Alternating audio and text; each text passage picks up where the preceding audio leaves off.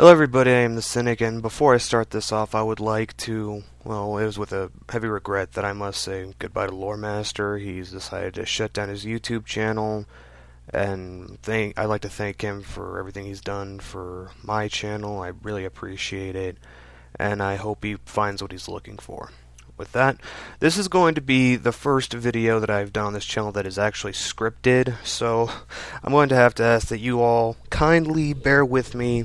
I'm probably going to stutter a lot and reread a few things, but yeah, please bear with me. Throughout recorded history, humanity has exerted tremendous amounts of energy to assert itself as a monogamous species.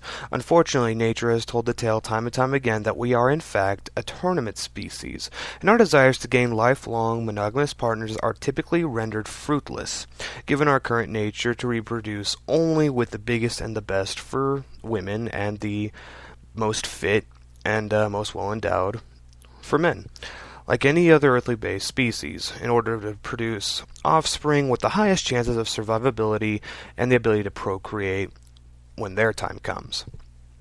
However, evolutionary psychology is a powerful concept. Like all carbon-based life forms on Earth, and some silicone-based, humans are always evolving. It's just that our brains have taken to the forefront of our evolutionary process instead of our bodies. The neo-mammalian brain, for example, has developed over both the mammalian brain and the reptilian brain, bringing with it the unique cerebral cortex, which is the part of the human brain that allows us to process sensory data, learn, think critically, and make decisions based on cost, benefit, and comprehension. Many would believe that this evolutionary trait is what makes us more capable of becoming a pair-bonding species, because we can discern our instinctual demands from our sophisticated desires. While this is something I too would argue in a hypothetical sense, monogamous relationships aren't exclusive to those with the higher developed brain. There are pair-bonding species in all the animal families. Gibbons of the class Mammalia, bald eagles from the class Avis, and even fish, angelfish. Though they don't have the key to control their behavior that humanity has, sapiens, our behavior can be self-altered in accordance with the levels of discipline to control our more biological urges and understanding the consequences of those urges within the environment around us. According to some reports, there have been startling amounts of brain mutations over the past 30 or so years in the West, most of it arguably speculated to have to do with the breaking down of the traditional family unit. Further research needs to be done to determine the clear effects upon the cognitive and cerebral areas of the brain and all other areas affected, but I think it's safe to say that since psychology and sociology are subject to the case-by-case basis and pseudosciences at best, no conclusive data will ever be presented. All the same, through these mutations and evolutions, it is theoretically possible to change humanity from a tournament species into a pair-bonding species if proper reward receptors of the brain are stimulated enough, given desirable behavior, and proper punishment receptors for undesirable behavior. Though it is worth noting, it has been shown fruitless through the years. The ancient Romans often held death penalties for those whom committed adultery, and punishments for said offense have continued throughout history with differing levels of severity. The punishment system has failed to stop both adulterous husbands and wives from straying from their monogamous relationships, though it could be argued that mostly wives were subject to such discipline. And that's the reason why. However, with the development of the alternative forms of procreation like the artificial womb and alternative sexual gratifications like sex bots and instant pornography, these could take human evolution in an entirely different direction. I'll touch up on emotional fulfillment later. Unlike most any other species, our environment adapts to our will and our manipulations. We don't necessarily adapt to it. In agriculture, mass transport, isolated cultivation of culture, and other technological advancements, we have successfully turned once harsh environments where no pre-sapient ape-like mammal could have ever survived into not only survivable, but comfortable and easy-going metropolises capable of housing thousands of residents and offering any and every need at little cost and mostly any want that the human brain can imagine. There are absolutely no conclusions to be given to anything other than infinite possibilities due to personal preference, individual perception, cultural upbringing, and of course, technological advancement, in terms of where humanity will go from the present day. I consider sapiens to be a tool of snapshot evolution, giving our species the ability to use logical reasoning and the question why to better adapt to any kind of environment. Are manipulatable or manipulated to our will, so long as the appropriate means of survival are met in order for the humans to prepare and acquire knowledge on how to manipulate the environments to suit our needs.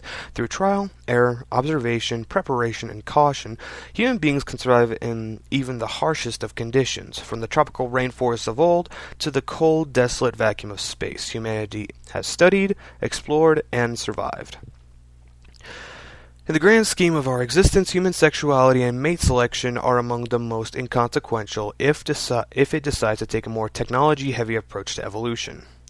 Some will equate the potential for lack of sexuality to the inevitable extinction of the human being, citing nature and other obvious consequences of any organism bigger than an amoeba that doesn't reproduce asexually being led to nothingness through failure to reproduce in such a fashion. What they don't take into consideration are the advents such as the artificial womb and other forms of alternative reproduction that could, invariably, give life to offspring without the need of sex thanks to the ever-increasing thirst for human knowledge and understanding. Now, anytime the artificial womb is mentioned, the first thing that comes to everybody's mind is Brave New World. Yes, there are obvious risks associated with the advancement in scientific development, undesired genetic modifications, cerebral modifications for easier control by those with nefarious interests, and the obvious ethical dilemma of free will and natural development. My response is the Manhattan Project, and any other type of weapon capable of mass destruction that was created for the sole purpose of war-induced genocide.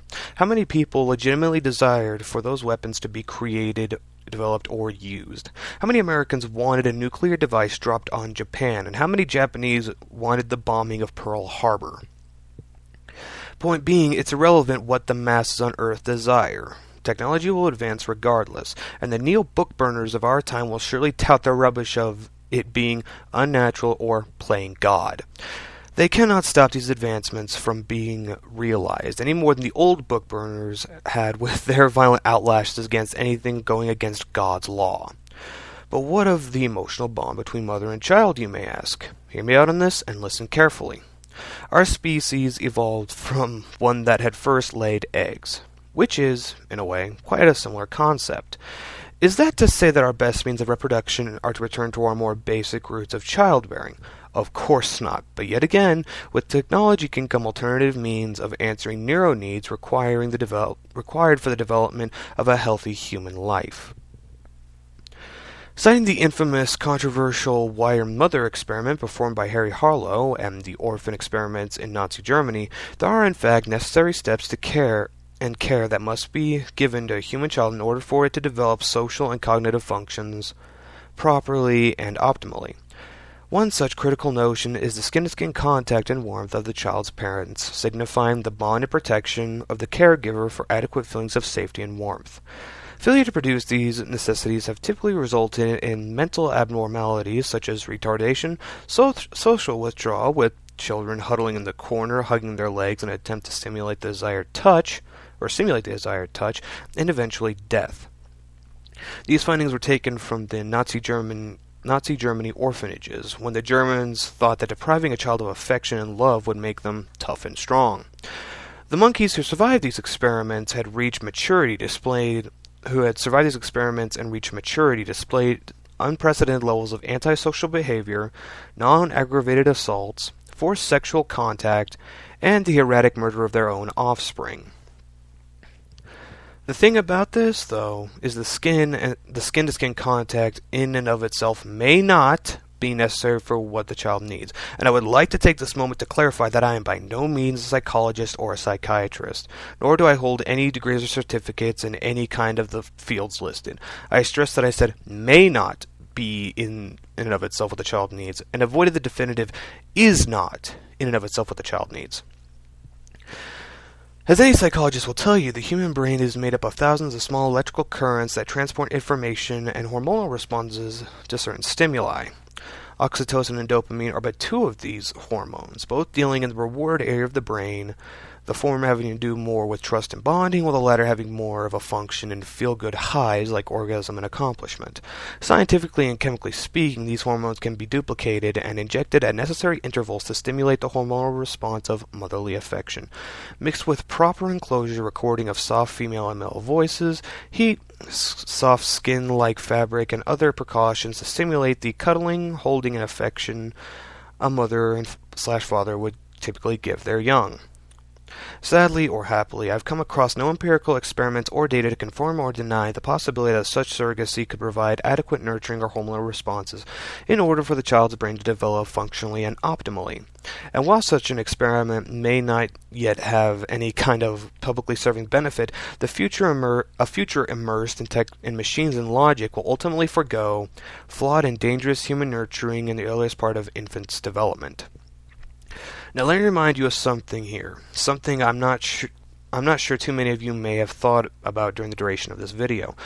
Earthbound sapiens is in its infancy.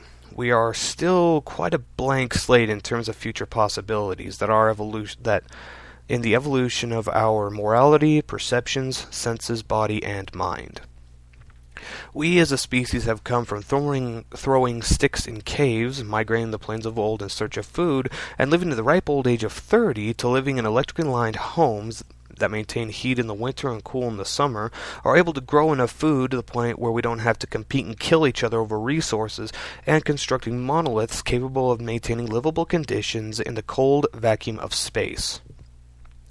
Comparatively to the time that life itself has been on Earth, some 66 billion years, we've adopted the sapiens about 200,000 years ago, and began the development of record-keeping about 10,000 years ago. I'd say in 30,000 years, again, being a little liberal, conservative, what have you, of sapiens, we've moved from primitive caves to living in man-made homes that are effective at keeping us protected from Mother Nature and her cruelties, the majority of them anyway. Now, in order to continue from this point, we must first define what constitutes sapience. According to the dictionary definition, sapience is wisdom, the ability to apply knowledge, or experience, or understanding, or common sense and insight. With that in mind, it may now be debatable if humans are the only sapient species on the planet. Chimpanzees are tool users that can be caught and be taught to use sign language. If these apes are capable of such communication, and the concepts that go with it, doesn't mean that they are also able to think as we do. The possibility is there and highly likely, but for this portion I'm going to exclude them and focus on the human being. Sapience has brought with it a code of morality and ethics, making a greater effect to discern between what is morally right and morally wrong. Often religion has been the guiding factor in determining these codes as seen throughout history. The five main, Jews, Muslims, Christians, Hindus, and Buddhists, all hold moral codes to some degree or another, and have advocated ethical behavior within those who participate, their philosophies and advice for those who do not, setting aside all perhaps objectively perceived transgressions such as the Crusades, 9/11, and other actions undertaken to appease their respective God. Man. It is to note that the five major religions are not the only influential code of conduct thrust forth onto humanity, as other religions have existed prior to these, as well as some lands holding a completely different faith all their own, or no faith at all. I do consider paranormal beliefs to be counted as religion in this instance. To be clear, I hold no love or belief in any kind of moral objectivism or the belief that morality is exclusively based in the concept of religion. I have been researching the emerging points of what constitutes morality and the influences that religion has had in it, but I will never be caught dead saying that any service structure holds the monopoly on ethical codes of conduct or belief. The point being that unlike our pre-sapient counterparts, humanity has developed a sense of right and wrong and a code of self-presentation within respective cultures. Now, putting aside all religion and focusing on the individual, favored moral beliefs, common universally held views are that aggressions such as rape and murder are in fact immoral actions. These kind of actions are obviously going to be met with emotional responses, save areas where rape and murder are seen as okay. Which leads me back to the concept of emotion. It is worth noting that emotion is not, in my belief, reserved exclusively for beings capable of comprehending morality. Dogs don't understand morality, nor do they have any ability to think on a higher level. But if you kick a dog, it will demonstrate fear and run away, and if you kick it repeatedly, it will demonstrate anger and hostility by biting your leg. But this isn't the debate I'm willing to enter right now. I'm simply covering my own ass in case someone decides to make this an issue in the video. Emotions were essentially for survival in almost any animal, hence why the portion of this brain that why the portions of the brain that control them are located mostly in the mammalian brain and the reptilian brain. Fear to know when to run or hurry, induced by stress of a predator or bodily need, anger to know when to engage in conflict to survive or attract mates, joy and contentment to know when to rest and relax, and so on and so forth. In this new logical and technologically advanced society, many of these emotions are becoming more and more obsolete and controlled. The anger and fear that was once meant for physical combat for the stakes of eating that day is now stimulated at inappropriate times where logical reasonings and thoughtful responses are more necessary. The same can be said of most instances involving sadness, and any other emotion going unchecked will only make a bad situation worse. In the end, we become Vulcans. Now I bet you're expecting some kind of conclusion or some kind of point to this video. One where all the topics I've gone over are cultivated and tied into one solid conclusion. Sorry to say, you won't be getting that. The point of this video? After bombarding you with thoughts of evolutionary psychology, humanity's qualities, and in extreme adaptability, technology-provoked means of reproduction, morality, and emotion, the point is just that, to make you think of these concepts. The more I think about it, the less I like to give absolute conclusions. I give cause and effect, along with my opinion, yes, but I would rather leave this open-ended. Might humanity evolve out of emotions altogether, perhaps being like Klingons is the future for our race? Or will our desires for emotional fulfillment, a concept I don't fully understand, take us down a different course, one where fun and happiness are viewed above logic and technology? I can never give any kind of concrete response to that because that is future events, a future that I can only influence so much. Sadly in some ways and happily in others, I won't be around to see it. While the concepts and ideas are both enticing and all around fascinating, I have no desire to live in the thousands of years needed to see where humanity, or whatever we evolve to, is going. Coming back from the oblivion I hope for from time to time would be nice, but I highly doubt that human consciousness will ever have a day when it can decide on instances of existence and non-existence. But, like my views on God, I make no definitive statements. I am the Cynic, everybody. Have a nice day.